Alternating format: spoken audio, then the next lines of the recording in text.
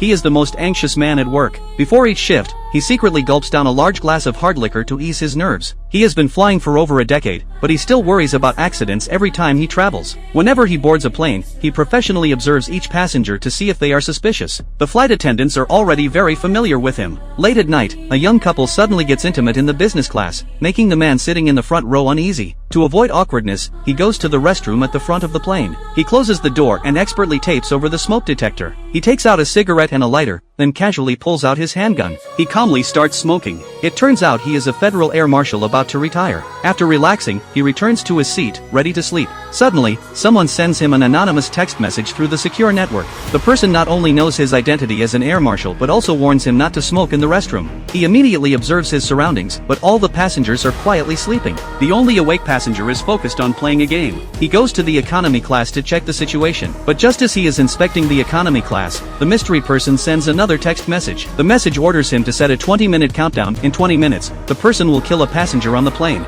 He promptly asks what the person wants. The reply is $150 million, followed by the card number for the payment. However, he smiles slightly at this point. He has already guessed who is sending the text messages, but just in case, he still sets the countdown as requested. Then he goes to the next cabin and signals the other air marshal in charge of the economy class. The colleague follows him to the service area in the back. He sternly questions his colleague about why he is playing such a joke, but the colleague is very puzzled and immediately denies sending the messages. After reading the conversation on his phone, the colleague thinks it's just an ordinary prank. He advises him not to make trouble for himself, but he still decides to inform the captain about this incident. He asks the captain to contact the Transportation Security Administration to verify all passenger information. Meanwhile, he plans to catch the suspect within the remaining 10 minutes. He then asks the flight attendant to open the surveillance box in the cabin, hoping she can help him find the suspect. He also asks the woman next to him to come and help. They are currently the most trustworthy people. He gives each woman a pen and asks them to mark on the screen the people using their phones while he communicates with the suspect via text message. However, the person using their phone most frequently is his own colleague.